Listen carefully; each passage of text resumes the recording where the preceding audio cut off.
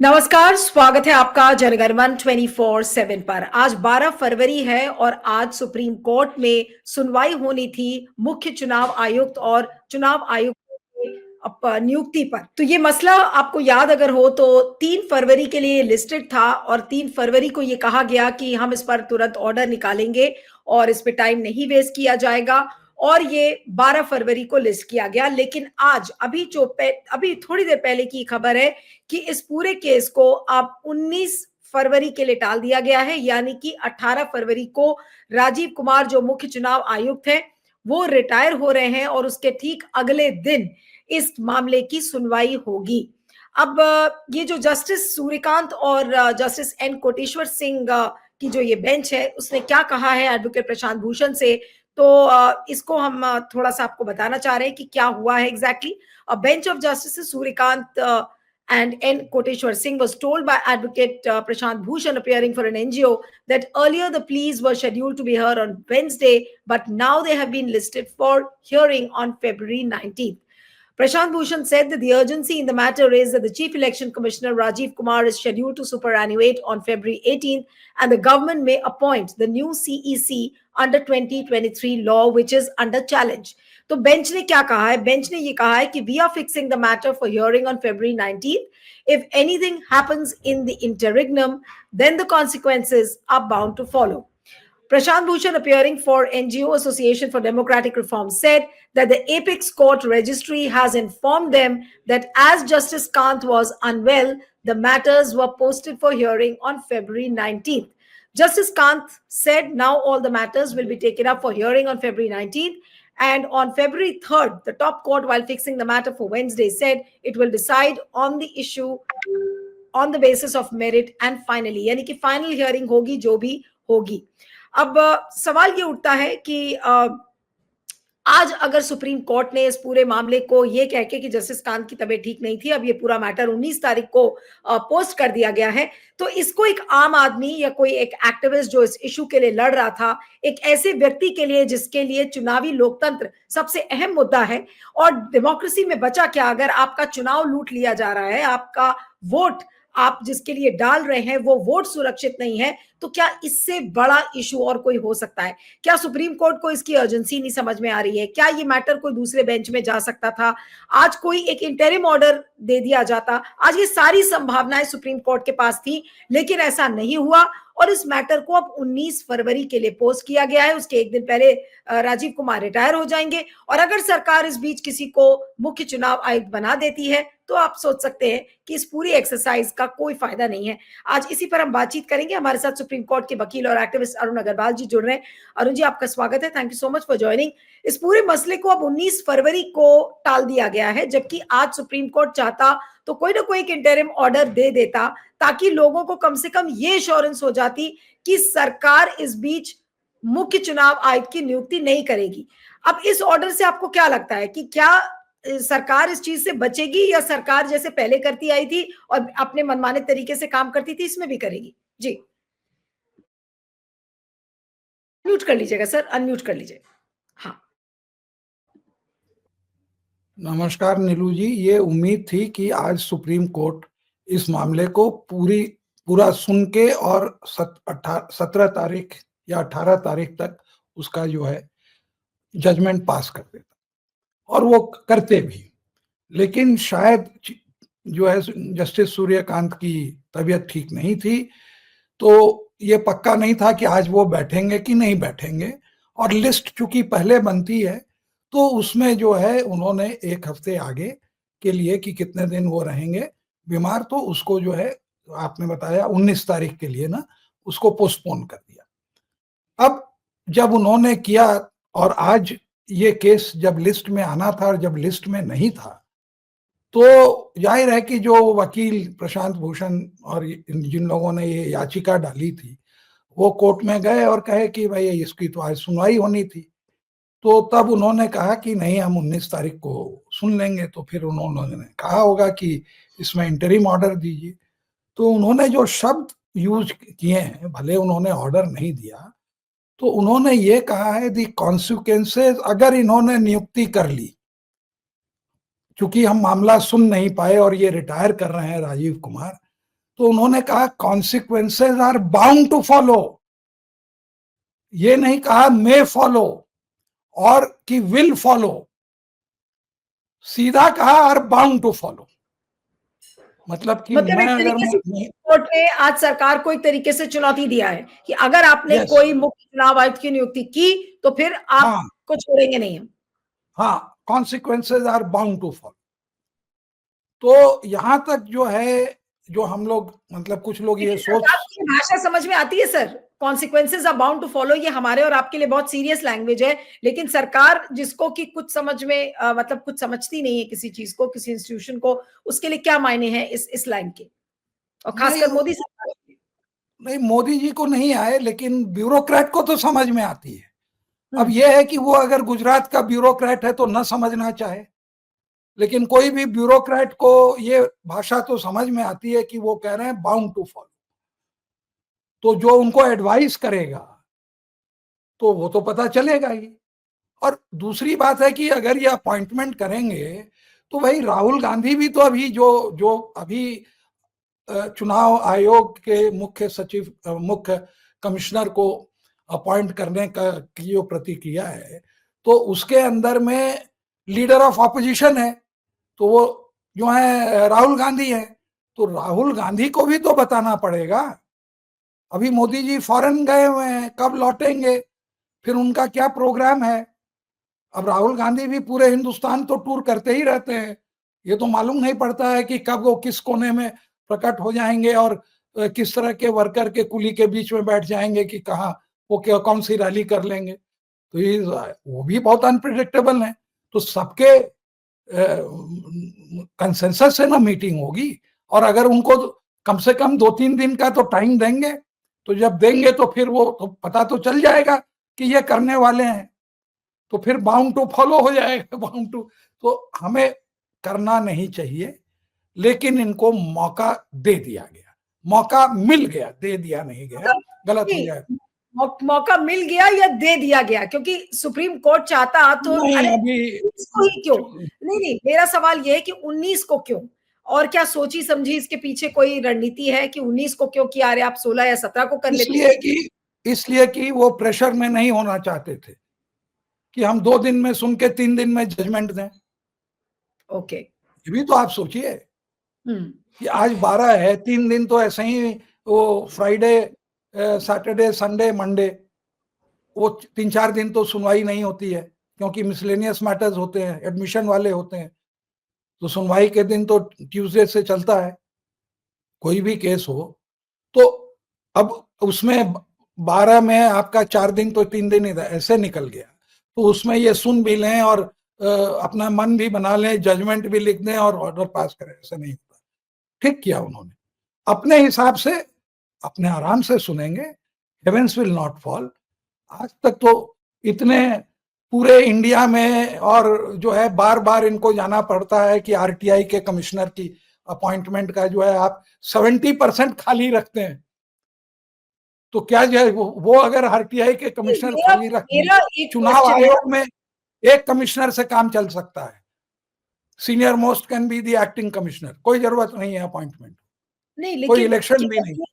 नहीं नहीं, मेरा ये एक सवाल है कि इलेक्टोरल डेमोक्रेसी जैसा मसला क्या सुप्रीम कोर्ट के लिए एक अर्जेंसी का मैटर नहीं है, उनको लग रहा, उनको क्या ये अप्रोच नहीं लेना चाहिए था कि भाई देखिए हमें चुनावी लोकतंत्र को देश में बचाना है और ये एक इंपॉर्टेंट इशू है, इसलिए सरकार ऐसा कर सकती है, उस चीज के आधार पर इनको कुछ ना कुछ या तो इंटरिम ऑर्डर देना चाहिए था या फिर कोई एक स्ट्रिक्चर देते कि भाई जब तक इसकी सुनवाई चल रही है इस मसले की, आप चुनाव आयुक्त को नहीं नियुक्ति करेंगे, ये तो कह सकता था ना सुप्रीम कोर्ट, ये चीज नहीं कहने अब के कह लिए सकते, क्यों हिचकिचाया।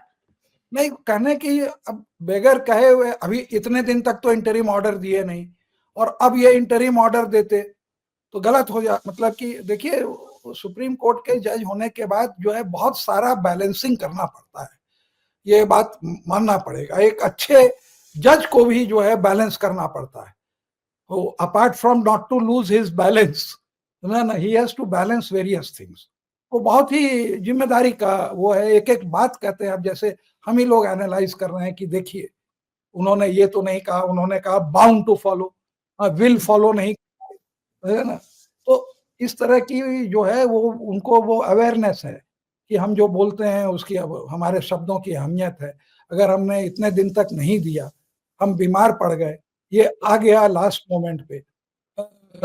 ये तो पिटिशन जो है चंद्रचूड़ साहब के समय से पड़ा हुआ है, उन्होंने उसको कहीं लिस्ट करा नहीं, करवाया नहीं।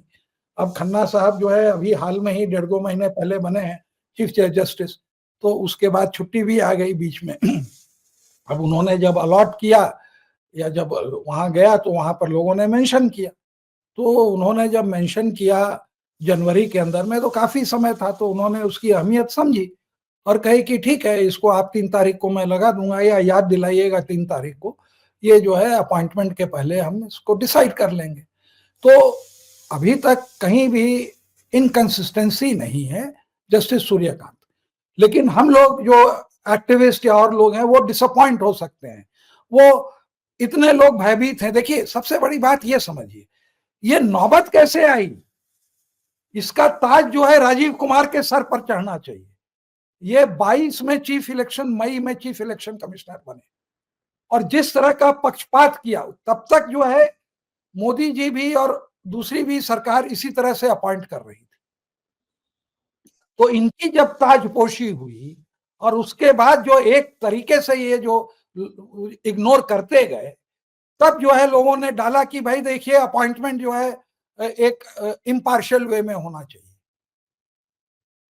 और तब वो पिटिशन ली गई और उसमें कहा गया कि देखिए, कोई अपॉइंटमेंट का प्रोसीजर नहीं है, तो इसमें जो है चीफ जस्टिस को इंक्लूड करिए, end of course the government can make a law. तो उन्होंने जब कानून बनाया तो उससे एकदम पता चल गया कि जो है सरकार चीफ जस्टिस को बाहर कर दी। एक बहुत बड़ी बात होती है, इम्पार्शियलिटी को खत्म कर दिया। और अगर वो चुनाव आयोग में राजीव कुमार जैसे को नहीं बनाया होता तो ये नौबत नहीं आती। This is the singular achievement of Rajiv Kumar कि he was considered a tainted enough commissioner की उसके ऊपर जो है किसी को अपॉइंट किया जाए, एक वो बने। तब जब उन्होंने मॉडिफाई करके किया, तब वो फिर गए कोर्ट, बोले कि नहीं, इसमें कॉन्स्टिट्यूशनल अमेंडमेंट की जरूरत है अपॉइंटमेंट में, और ये जो है जो आदमी खिलाड़ी है वही अंपायर को चुनेगा, हम अपना चुनेंगे। ये तो कहीं नहीं होता है। कायदे से अगर आप पावर में हैं तो आप मत अपॉइंट करिए, दूसरे को अपॉइंट करने दीजिए, क्योंकि आप जो भी अपॉइंट करेंगे उस पर दबाव आप डाल सकते हैं। उसकी ईडी की फाइल खोल देंगे, पूरे रिश्तेदार की ईडी की फाइल खोल देंगे। इनकम टैक्स इसे लवासा के साथ किया, उनकी वाइफ का या उनके लड़के का उन्होंने खोल दिया। तो इस तरह से अगर चुनाव जीता जाएगा तो लोग आज पूरे देश में ही कह रहे हैं, लोग कहते हैं कि हम ऑल्टरनेट वो तरीके से हम चुनाव के बाद चुनाव करके दिखाएंगे कि ये झूठा चुनाव है। तो राजीव कुमार ने जो 22 से, देखिए कम समय नहीं होता है, 22 से लेके 25 साल, यू कैन इमेजिन ये आदमी कितने दिन वहां बैठा रहा। 3 साल का।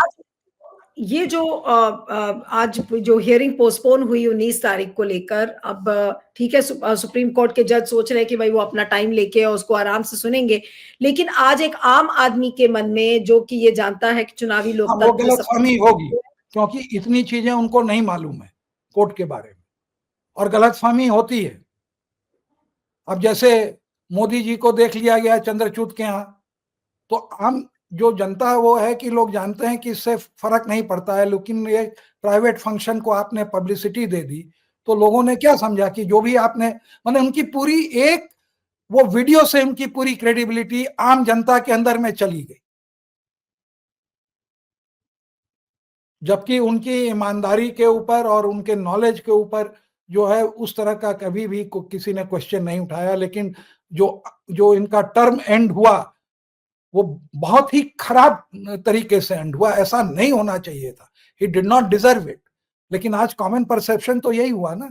बिल्कुल, बिल्कुल नहीं, लेकिन वही कॉमन परसेप्शन की मैं बात कर रही हूँ कि आज लोगों के मन में ये बात नहीं आएगी कि आज सुप्रीम कोर्ट ने एक दरवाजा खोल दिया सरकार के लिए कि भाई ठीक है, अब हम 19 तारीख को सुनेंगे। देखिए, एक कॉमन परसेप्शन हो सकता है, लेकिन हाउ डज इट एंड? अभी तो ये है ना कि अभी तो वो खेल तो बाकी है ना, अभी तो चल रहा है ना, अभी तो सुनवाई होनी है, उसका ऑर्डर आना है, इनको अपॉइंटमेंट करना है, उसके बाद कौन याद रखेगा कि ये सब हुई? अगर सही सब चीज सही तरीके से हो जाती है और चीफ जस्टिस उस पैनल पर रिस्टोर हो जाते हैं, तो जो है फिर सब सही है। वैसे मेरे ओपिनियन में जो है जस्टिस सूर्यकांत को ये मामला नहीं सुनना चाहिए था, उनको अलॉट नहीं होना चाहिए था, क्योंकि वो एक जो है साल भर के कम समय में वो चीफ जस्टिस बनने वाले हैं। तो अगर चीफ जस्टिस को उस पैनल पर रखेंगे तो लोग ये ना कहें कि ये खुद चीफ जस्टिस बनने वाले थे तो उन्होंने वो रखा, या जो भी है। तो अच्छा होता कि उसको रिक्यूज करके किसी और को देते। तो ये मेरा पर्सनल सोचना है, मैं इसके आगे वो करना चाहता, बट ऐसा भी नहीं है कि इस कारण से वो इन्फ्लुएंस होंगे। लेकिन ये मौका आप क्यों दें किसी को इस तरह का सोचने का या करने का? तो नहीं, ये भी लेकिन उसमें आप मोदी सरकार का तो कोई भरोसा नहीं कि वो कब क्या करे। अब हो सकता है वो इस बीच में अगर नए मुख्य चुनाव आयुक्त को ले आती है। मैं भी 27 तारीख को एक हिंदू की रिपोर्ट पढ़ रही थी जिसमें कहा गया था कि सर्च कमेटी के द्वारा कुछ नामों को खोजा जा रहा है कि किसको मुख्य चुनाव आयुक्त बनाया जाए। अर्जुन मेघवाल का कुछ एक स्टेटमेंट भी आया था, 27 जनवरी की बात है, तो अभी हाल की है। तो नामों को तलाशा जा रहा है कि कौन हो सकता है, उसको लेकर मेरे ख्याल से गहन चर्चा हो रही वो होगी। सर्च कमेटी, देखिए सर्च कमेटी महीने भर पहले से चलती है। अब वो होता है कि उस सर्च कमेटी में जो है ये नॉर्मल प्रोसीजर है, तो उसके अंदर और ये नहीं है कि जो चयन होता है 3 मेंबर से, तो उसमें एक ही नाम होता है। उसमें कम से कम 3 नाम तो होने जरूरी हैं, 5 भी हो सकते हैं।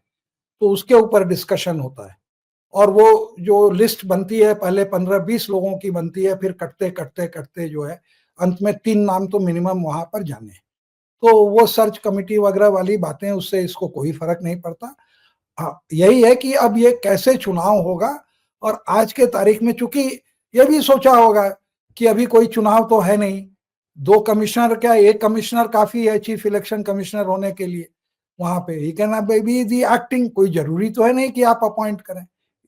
जब एक्टिंग चीफ जस्टिस हो सकते हैं हर एक स्टेट में, कोई ऐसा स्टेट नहीं होगा जहां एक्टिंग चीफ जस्टिस नहीं रहा होगा। तो और इतने सारे हाई कोर्ट के पोस्ट जो हैं रिक्त हैं, तो हर जगह ही पोस्ट, ट्राइब्यूनल में पोस्ट रिक्त हैं। माने इस सरकार को तो अच्छे आदमी, क्या इनके भक्त आदमी मिलते ही नहीं है कि अपॉइंट करें। इसके कारण हर जगह आप देखिएगा ऑल ओवर द कंट्री जो सेंसिटिव पोस्ट हैं, ट्राइब्यूनल्स हैं, उसमें जो है 40% 50% वैकेंसीज है। और इंफॉर्मेशन कमिश्नर में तो वो 70-80% हो जाती है, क्योंकि उनको इंफॉर्मेशन देना ही नहीं है। तो उसके अंदर में अगर ये कहते हैं कि नहीं नहीं हमें तो एकदम हड़बड़ी थी, एक दिन भी नहीं खाली रह सकता था, तो ये बात कोई मानेगा नहीं। तो ये है कि ये मैसेज जो है वो कोर्ट का ऑर्डर जो है वो ब्यूरोक्रेट इंटरप्रेट करके जो है मोदी जी को बताएगा, उसकी सटलिटीज को बताएगा। तो जो ब्यूरोक्रेट है वो मोदी जी को ये समझाएगा कि आज सुप्रीम कोर्ट ने मोदी जी को एक तरीके से चेतावनी दे दी है कि भाई माने अगर आपने सीरियसली वी शुड नॉट, माने the choice is your, we should not, मतलब हम सुप्रीम कोर्ट को अनॉय नहीं करें, ऐसा ना करें कि हम प्रवोक ना करें। अगर हम अब अपॉइंट करेंगे तो जो है जज विल बी प्रोवोक। और कितना भी होता है वो है कि कोई भी लॉयर इस बात को जानता है कि अगर वो सहमत भी नहीं है तो कभी भी आप अपने मन की बात नहीं कहिए, आप जो है कोर्ट के साथ चलिए, जो भी प्रिसाइडिंग ऑफिसर है वो जज इज ऑलवेज राइट, समझे ना? तो लेकिन कोई अगर एंटेगनाइज नहीं करना। बट अरुण जी एक आखिरी सवाल कि अगर 19 तारीख के पहले मुख्य चुनाव आयुक्त के नाम की घोषणा हो जाती है या उनको चुन लिया जाता है, फिर क्या करेंगे? नहीं, अब उसे विल चाहे क्रॉस द ब्रिज। हमको उम्मीद नहीं है कि होगा, अगर होगा तो सूर्यकांत, जस्टिस सूर्यकांत ने कहा कि कॉन्सिक्वेंसेस विल फॉलो। तो वो जिस दिन अगर होगा तो सबसे पहले तो यही डिस्कशन होगा कि योर लॉर्डशिप, आपने ये कहा था कि कॉन्सिक्वेंसेस विल फॉलो। देखिए आपके आपकी तबीयत ठीक नहीं थी और आपने चूंकि एक इंटरिम ऑर्डर नहीं दिया उसके कारण हो गया। आज यही हुआ ना कि आज चंद्रचूड को लोग इसीलिए ना ब्लेम करते हैं कि आपने जो है जम्मू एंड कश्मीर में जो उसको डाउनग्रेड करके यूनियन टेरिटरी बनाया और उस पर आपने जजमेंट नहीं दिया, या आपने महाराष्ट्र में जो है वो पूरा पूरा उसका वो जो है आपने रख दिया स्पीकर के ऊपर और वो सरकार कंटिन्यू करी, तो लोग यही कहते हैं कि ये आपका ओमिशन था, आपने जानबूझ के किया, आपको इस पर ऑर्डर पास करना था, आपने नहीं पास किया। नहीं तो आज कोर्ट एक इंटरिम ऑर्डर्स में पास तो कर सकता था ना, क्यों नहीं किया? आज कर देता तो थोड़ा उन्होंने अब सा और इशारे में कहा कि देखिए ये ब्रिंक में वो पोलाइट हो रहे हैं, कोई आदमी अगर आपके सामने पोलाइट हो रहा है तो इसका मतलब नहीं है कि आप उसका फायदा उठाएंगे। आपको भी समझना चाहिए कि वो क्या कह रहा है। भाई आज 12 तारीख तक तो उन्होंने नहीं किया ना, कर सकते थे, तो 12 तारीख तक अगर नहीं किया, 3 तारीख और 12 तारीख के बीच में तो कर सकते थे, इन्होंने नहीं किया। जबकि राहुल गांधी ने पार्लियामेंट में कहा कि in a few days I will be asked to be to select this thing, but why should I go when Modi and Shah are there, what is my point in attending. तो पूरे पार्लियामेंट में कह दिया। और ये एक बहुत बड़ी बात हुई कि लीडर ऑफ ऑपोजिशन पार्लियामेंट में कह रहा है I have no faith in you. और डेमोक्रेसी को सरवाइव करने के लिए बहुत जरूरी है कि जो आदमी उसको डेमोक्रेसी के इलेक्शंस को कंडक्ट कर रहा है वो आदमी जो है एक इम्पार्शियल आदमी हो, जिसमें कि ऑपोजिशन का भी उतना ही फेथ हो जितना कि सरकार में का है। दिस स्टेटमेंट इटसेल्फ वाज मतलब कि आप समझिए कि लोडेड विथ दिस थिंग कि वो भी कुछ कह रहे हैं सुप्रीम कोर्ट को कि हम जाके करेंगे क्या। बिल्कुल, बिल्कुल। लेकिन कुल मिलाकर बस अब ये मैं कार्यक्रम को खत्म कर रही हूँ क्योंकि उन्होंने ये कहा कि the consequences will bound to follow. ये जो जस्टिस सूर्यकांत का ये कहना, ये क्या मोदी जी को एक अल्टीमेट चुनौती है कि भाई आप खबरदार, आपने मुख्य चुनाव आयुक्त की नियुक्ति उसके पहले की तो? नहीं, चुनौती वगैरह नहीं है, इट इज जस्ट कि एक कर्टसी है कि यू डोंट डू दिस। जो एक जिंदगी की या वो जो है हमारे कहने के बावजूद भी ये केस है, ये आप मत करिएगा, एक इंडिकेशन है कि आप इसको मत करिएगा। अगर करेंगे तो फिर हमें मत कहिएगा कि हमने जो है ये किया। हम उस आर्ग्यूमेंट को उस समय नहीं लेंगे कि जो है कोई हमारे खिलाफ उस दिन ऑर्डर नहीं था और आज का कानून मोदी जी को और अमित शाह को अलाउ करता है कि जो भी आदमी को चाहे एक राजीव कुमार जैसा एक और आदमी चुन ले, जो परमिट करता है, उस लॉ को आज आप मत एक्सरसाइज करिए। उनका एक बहुत पोलाइट वे में कहने का तरीका है, पोलाइट भी नहीं है, पोलाइट बट फर्म वे में उनका है, इंडिकेशन है। उसके बावजूद भी अब आप वो देखिए क्या होता है। उनकी इज अनप्रेडिक्टेबल। बिल्कुल नहीं, अनप्रेडिक्टेबल तो है क्योंकि सुप्रीम कोर्ट ने जब पिछले बार आदेश दिया था कि भाई आप चीफ जस्टिस और सबको रखिए, तो उन्होंने कानून ही पूरा बदल दिया और इसी वजह से ये सारा मामला उसके अलावा जब वो सुनवाई हो रही थी तो एक को अपॉइंट कर दिया, गोयल साहब को। फ्राइडे को वो लोगों ने कहा और मंडे तक उन्होंने 3 दिन में पूरी फाइल। ऐसा तो मतलब एफिशिएंट तो हमने सरकार ने जो एफिशिएंसी दिखाई वो आप सोच नहीं सकते हैं।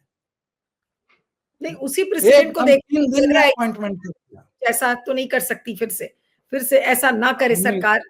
उम्मीद नहीं है, होना नहीं चाहिए।